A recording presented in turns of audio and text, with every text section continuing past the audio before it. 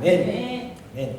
한 주간도 잘 계셨죠? 네, 한 주간도 하나님의 은혜 가운데 또 하나님의 보살핌 가운데 잘 계셨을 줄 믿습니다. 얼마 전까지만 해도요, 저와 여러분들 우리 모두에게 2023년도 12달이라는 긴 세월이 있었는데요, 이제는 우리에게 2023년도 고작 7개월밖에 남지 않았다라는 것이죠. 시간이 빨라도 너무 빨리 지나가는 것 같습니다. 그렇죠?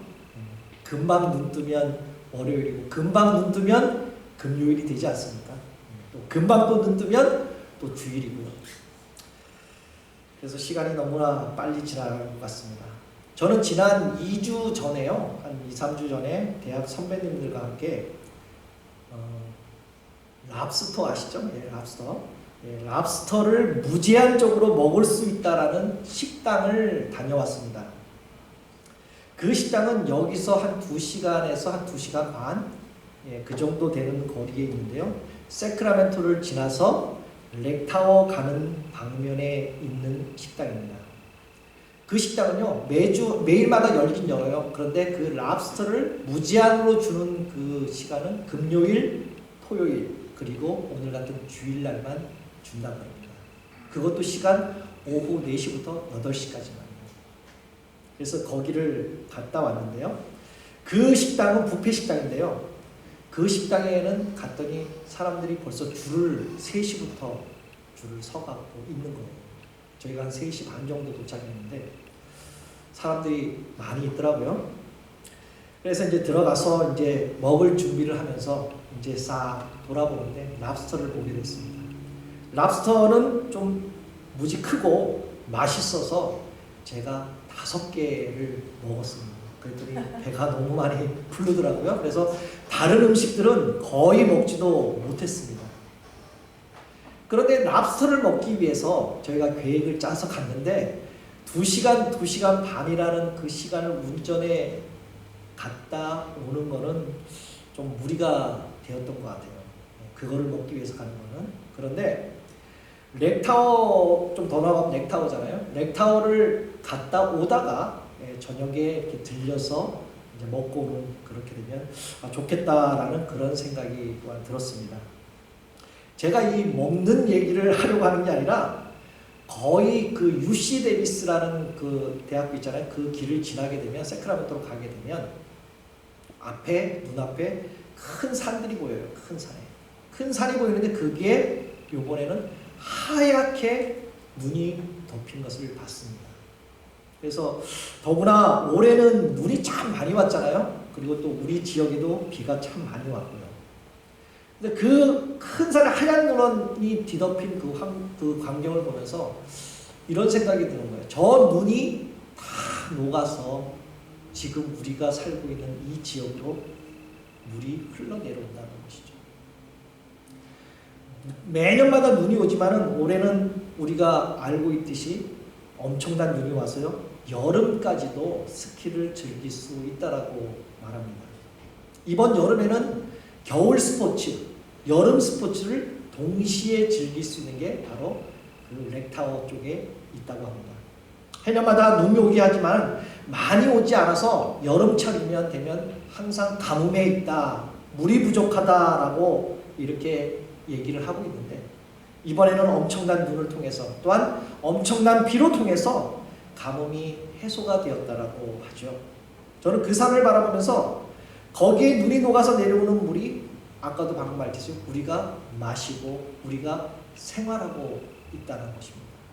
저는 그 산을 바라보고 그 물을 생각해 보다 보니까 오늘 본문의 그 생명의 물, 그게 생각이 났습니다. 오늘 우리가 읽은 에스겔서는요, 25살 나이에 나라를 잃고 포로로 끌려가 바벨론 그발 강가에 살던 에스겔에 임한 하나님의 말씀과 환상에 관한 스토리 이야기입니다. 포로로 잡혀간 이스라엘 백성에게 희망도 없고 낙도 없고 아무런 소망이 없이 포로로 잡혀가서 아무것도 하지를 못하고 있던 그 에스겔에게 하나님께서 이렇게 말씀하십니다. 유다가 회복할 것이다. 무너진 예배가 다시 세워질 것이다. 무너진 성전이 다시 일어날 것이다. 회복될 것이다. 라고 하나님께서는 환상을 통해 말씀해 주십니다. 우리가 많이 알고 있죠. 또한 찬양으로도 많이 불렀었고요.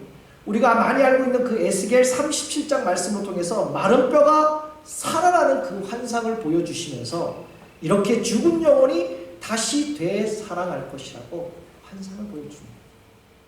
또한 43장에 보면 새 예루살렘과 새 성전을 보여주면서 성전이 다시 회복될 것이라고 환상을 보여주시는 말씀이죠. 그리고 오늘 본문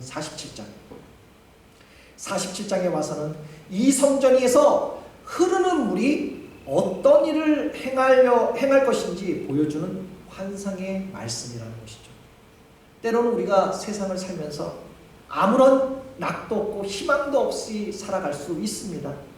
더더욱 지금 같은 그 시기처럼 포로된 삶과 같은 그렇게 힘들고 어렵고 낙담되고 그 다음에 내가 아무것도 하지 못하는 형편과 절망 속에 있을 수 있습니다.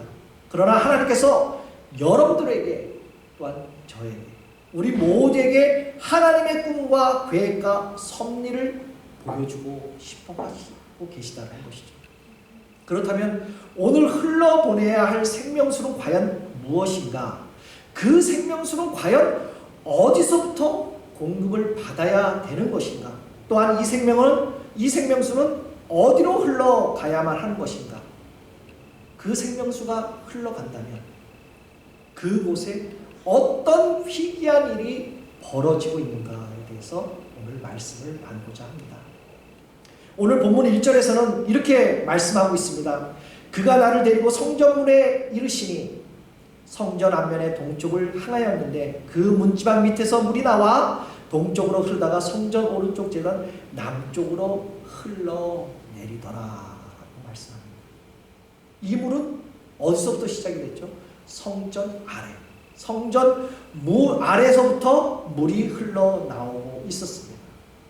여기에 이 물이 나왔다라는 그 히브리어 원어는요 파카라고 얘기를 합니다. 이 파카에 대한 말은 그냥 물이 흘러서 나오는 것이 아니라 팍 솟구쳐 나왔다는 뜻을 의미하고 있습니다.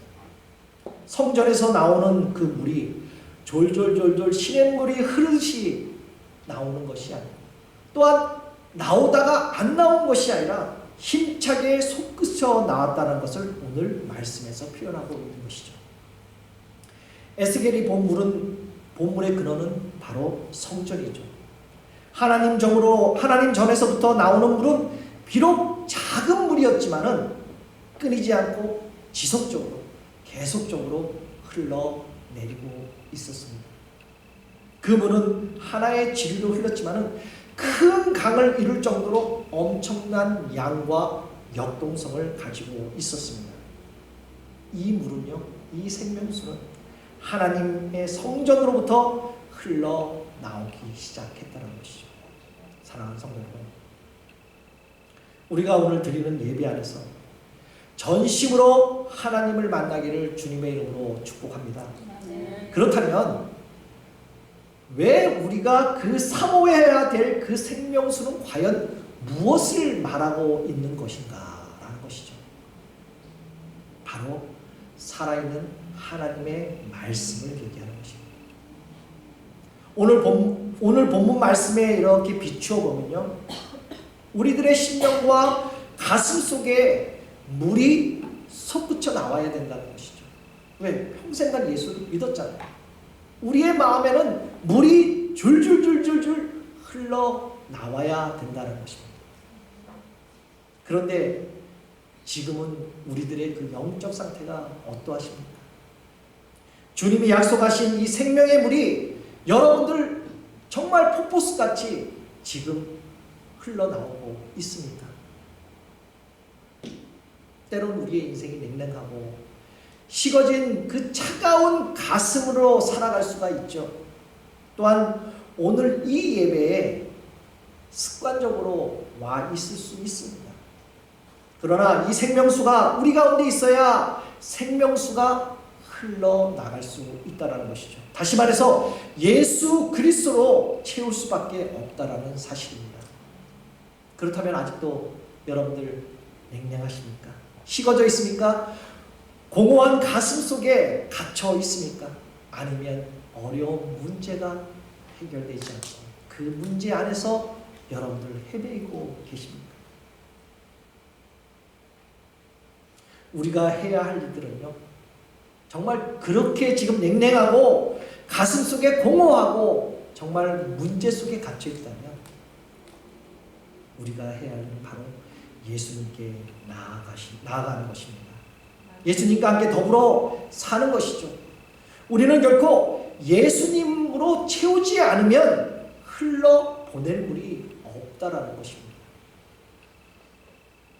그렇다면 어떻게 이 생명수를 채울까? 내 속에 충만하게 채울까라는 것이죠. 그것은 바로 말씀으로 가능하다라는 것이죠. 에스겔 당시 사람들의 마음에 그 삶에는 하나님의 임재가 떠나버리고 멈춰버렸습니다. 그 이유가 아모스 8장 11절에 이렇게 말씀하고 있죠. 주 여호와의 말씀이라 보라 날이 이른지라 내가 기근의 땅을 보내리니 양식이 없어 주림이 아니요 물이 없어 가람이 아니요 오직 여호와의 말씀을 듣지 못한 기간이라 라고 말씀하죠. 좀 쉽게 설명할까요?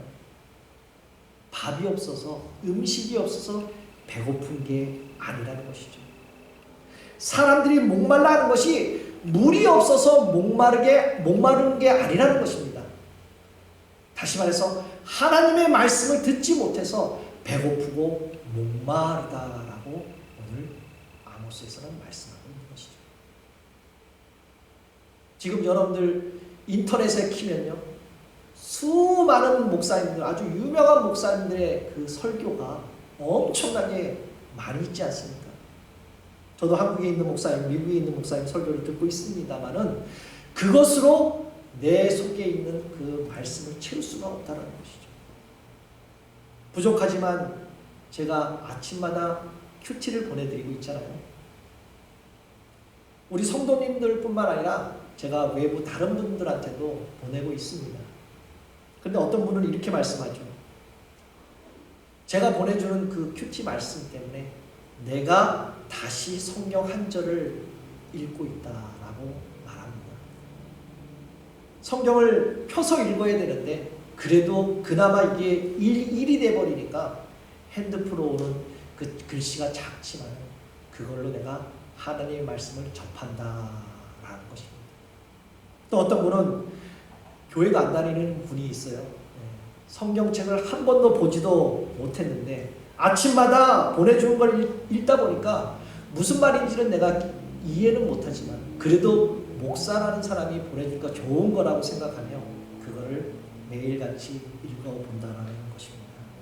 또 어떤 분은 매일같이 보내주는 그 말씀을 묵상하면서 내 자신의 그 삶을 되돌아보면서 저에게 따로 문자도 보냅니다.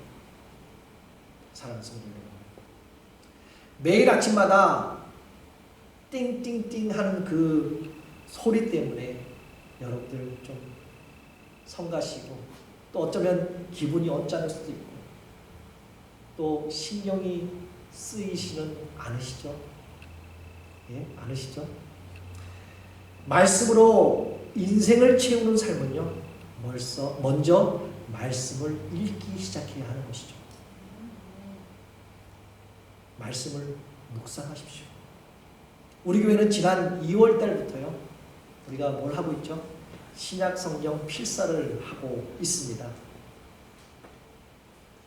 저는 요한계시록을 벌써 다 썼고요. 그러니까 지금 마태복음부터 쓴 게 아니라 저는 요한계시록부터 썼습니다. 요한계시록을 다 썼고요. 지금은 로마서를 필사를 하고 있는데 매일같이 하지는 못해요. 여러분들도 마찬가지겠지만 여러분들은 얼마만큼 지금 필사를 하고 계십니까? 하고들 계시죠?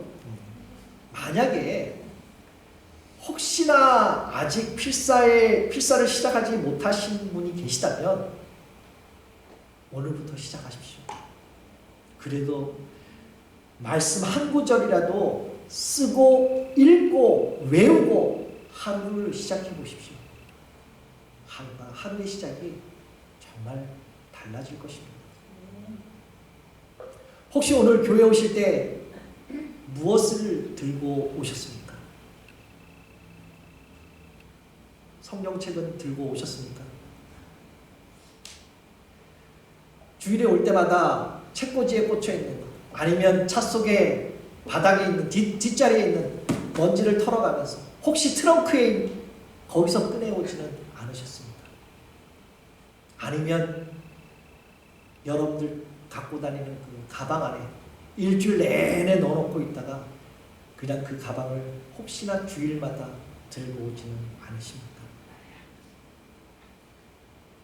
요즘 성경책 자체를 들고 오지 않잖아요. 네. 잘 나오잖아요.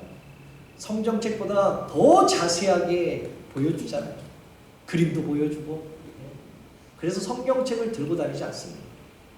성경책을 가지고 오고 안 오고에 대한 중요성은 그리 중요하지 않다는 것이죠.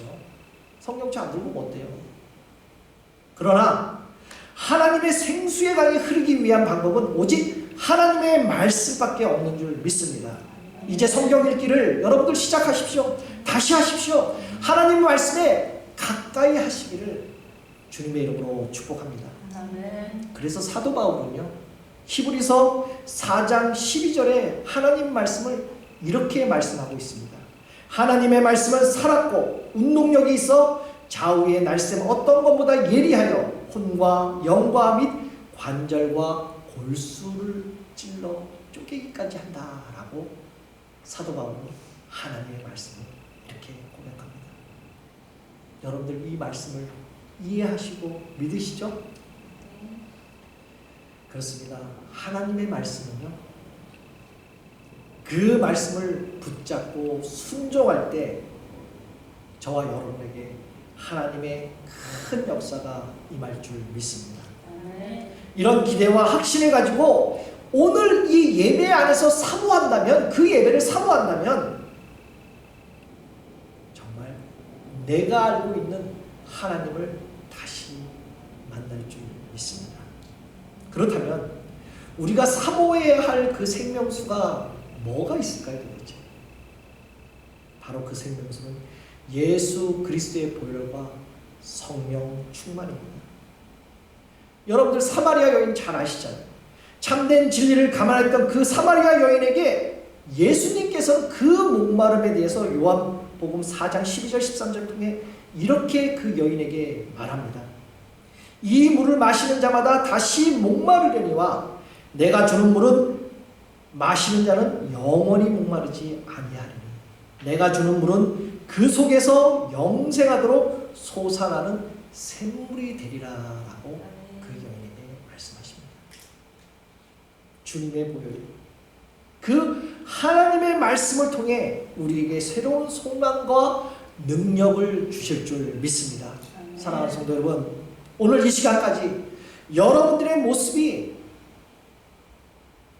좀 실패하고 좌절 가운데 있을 수 있잖아요.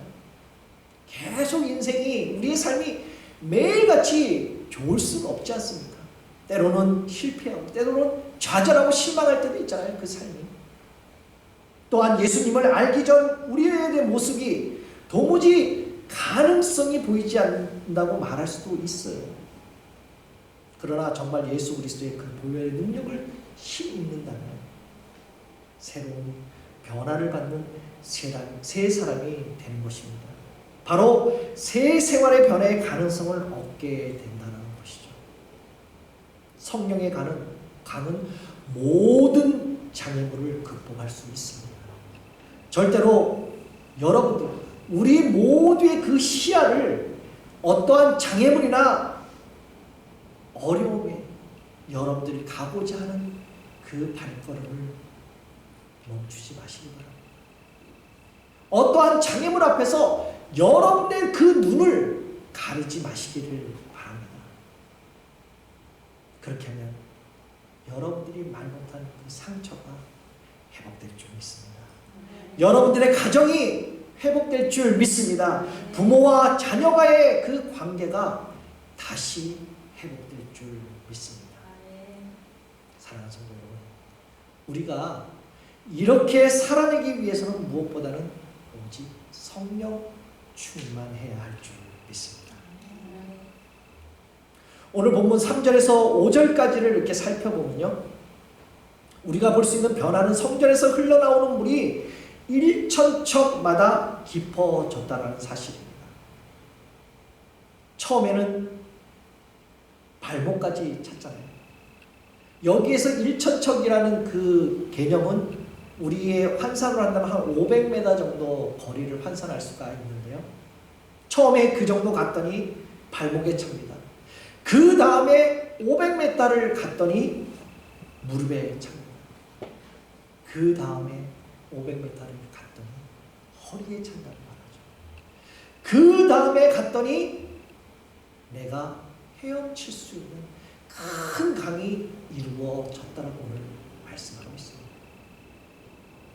이처럼 우리의 평생의 믿음 생활을 되돌아보면 우리의 믿음은 정말 미약했잖아요. 미약하지만은 하나님의 은혜로 우리는 여기까지 성장시켜 주셨다라는 사실입니다. 장성한 분량의 성숙한 믿음으로 이끌어 주셔서 우리에게 맡겨주신 그 사명을 잘 감당케 해주지 않으셨습니까?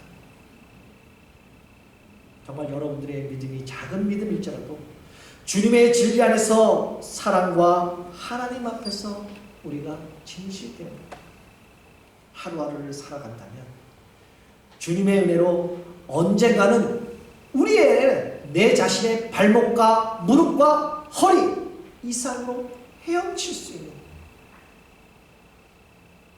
큰 강을 이루고 물이 바다 덮음같이 모든 생명체를 담을 만한 큰 그릇의 공동체가 될 줄 믿습니다. 이것이 이 땅의 약자들을 위한 예수님의 그 십자가의 복음의 능력인 것이죠. 이 십자가의 생명수 강이 흐르는 곳곳마다 회복과 치유의 역사가 일어날 것을 오늘 본문 8절에 이렇게 말씀하고 있습니다. 이 물이 동쪽으로 향하여 흘러 아라바로 내려가서 바다에 이르리니 이 흘러내리는 물로 그 바다의 물이 되살아난다라고 말씀하죠. 여기서 아라바는 요단 그 계곡을 말합니다. 다시 말해서 사해. 그 어떤 생물도 살아갈 수 없는 그 사해. 소금기가 너무 많고 일반 맹물, 그 강물이라고 하죠. 그 많은 그 물은 25%밖에 섞이지 않았기 때문에 사람이 그 물을 마시지도 못하고 가지도 못하고 어떤 생물도 살지 못하는 그곳으로 이 물이 흘러간다라는 것입니다. 흘러가기만 하면 오늘 말씀처럼 그곳이 되살아난다는 것이죠. 사랑하는 성도 여러분, 여러분들은 어떻습니까? 혹시 여러분들의 신앙이 침체되고 있지는 않으십니까? 혹시 여러분들의 그 믿음이, 여러분들의 그 신앙이 혹시 멈춰져 있지는 않으십니까? 아니면 주님이 주시는 그 생명수가 여러분들 그 틀 안에서 혹시 고요 있지는 않습니까? 물이 고이면 썩죠. 썩으면 또 냄새가 지독합니다. 썩으면 그 물뿐만 아니라 그 지역이 다 썩어버리잖아요. 우리가 주님께 받았던 은혜와 사랑을 흘려보내지 않는다면 우리의 영과 마음이 썩어진다는 것이죠. 사랑하는 성도 여러분, 정말 하나님의 임재와 영광을 체험하셨다면, 성령의 능력을 체험하셨다면 세상으로 들어가시기를 바랍니다. 하나님의 임재와 영이 충만하다면 저와 여러분들이 가야 할 곳은 바로 죽어가는 그 바다를 향해 나가야 된다는 것이죠. 왜 저와 여러분들이 바다, 여기서 말하는 세상, 왜 우리가 세상으로 나가야 되겠습니까? 그 이유가 오늘 본문 9절 10절에 이렇게 말씀하고 있습니다. 이 강물이 이르는 곡목마다 번성하는 모든 생물이 살고 또 고기가 심이 많으리니 이 물이 흘러 들어가므로 바닷물이 되살아나겠고 이 강이 이르는 각처의 모든 것이 살 것이며 또 이 강가에 어부가 살 것이니 엔게니에서부터 에그글레미까지 금을 치는 곳이 될 것이라. 그 고기가 각기 종류에 따라 큰 바다의 고기같이 힘이 많아진다라고 오늘 말씀하고 있습니다. 그렇습니다. 성령의 임재를 흘려보내면 바다가 살 것이라고 말씀하죠. 생명이 살아날 것이라고 오늘 말씀하고 있습니다. 바로 교회가 회복되고 되살아난다는 것이죠. 이 성령의 임재를 흘려보낸다면 우리의 그 각 가정이 회복이 되고 다시 살아날 줄 믿습니다. 오늘 여러분들이 이 생명의 물을 흘려보내기만 하면 방금 읽었던 우리가 9절 10절 말씀처럼 많은 고기가 올 것이고 많은 어부들이 와서 거기에 고기를 잡으려 낚시질을 할 것이며 종류에 따라 그 고기가 많다라고 우리에게 말씀하고 계십니다. 그렇다면 우리가 흘려가야 할 곳이 과연 어디일까요? 세상도 세상이지만 과연 또한 어디 있을까요? 우리들 남편일 수도 있고요, 아내일 수도 있고요, 자녀일 수도 있습니다. 우리의 직장일 수도 있고 우리가 사업하는 비즈니스일 수도 있습니다. 사랑하는 성도 여러분, 이제 흘러가시기 바랍니다. 가정을 향해 가셔서 가정을 회복시키길 바랍니다. 세상으로 가셔서 세상의 생명을 살리시기를 바랍니다. 생명을 회복시키고 죽어가는 영혼을 살리시는 여러분들 되시기를 다시 한번 주님의 이름으로 축복합니다. 근데 오늘 중요한 사실은요, 여기서 머물러 있지 말고 흘려보내야 된다는 게 오늘 핵심인 것이죠. 오늘 본문의 말씀이 우리의 삶에 주시는 도전의 메시지가 과연 무엇일까요? 오늘 12절 말씀에 이렇게 설명합니다. 강 좌우가에 각종 먹을 가시나무가 자라서 그 잎이 시리지 아니하며 열매가 끊이지 않고 달마다 새 열매를 맺으리니 그 물이 성소를 통하여 나음이라. 그 열매는 먹을 만하고 그 잎사귀는 약 재료가 되리라 라고 말씀하죠. 우리는 주인이 심어놓고 열매를 기대하는 무화과 나무와 같습니다. 무화과 나무는 아무리 보아도 나무가 멋지지 않아요. 잘생겨 보이지 않습니다. 못생겨 보입니다. 다음 장 한번 보십시오. 무화과 나무가 이렇습니다. 삐뚤삐뚤 이렇게 무화과 나무가 생겼습니다.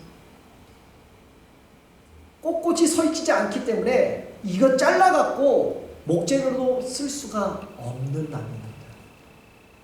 볼품도 없고 그렇다고 아름다운 그 꽃도 피지 않습니다. 무화과 나무가 존재하는 이유가 있다면 오로지 열매를 맺는 것입니다. 오로지 열매를 위하여 무화과를 심었는데 그 열매가 없다라면 그 무화과의 존재가 가치가 없어지는 것이죠. 있으나 마나하나 존재합니다. 그러나 우리가 은혜 받고 능력 받으면 우리 생활 가운데 열매가 풍성히 맺을 줄 믿습니다. 그래서 나를 향해 기대하시는 그 주님 앞에서 잘 익은 열매, 좋은 열매, 향기나는 열매를 드릴 수 있기를 주님의 이름으로 축복합니다. 아멘. 저는 오늘 이 말씀을 준비하면서 과연 도대체 흘러가야 될 것이 어딘가라고 한번 묵상을 해봤습니다.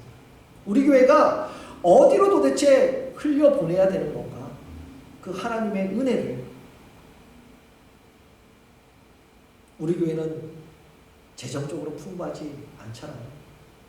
또한 우리 교회가 교인이 많아서 이렇게 풍성하게 뭘 할 수가 있는 거 아니잖아요. 성도들이 많이 없어서 안타까운 심정 아닙니까? 그런데 우리 교회가 힘없고 연약하지만 그럼에도 불구하고 힘들어하고 있는 그 연약한 교회들을 위해서, 그 연약한 사람들을 위해서 섬겼으면 좋겠다라는 그러한 생각이 했습니다.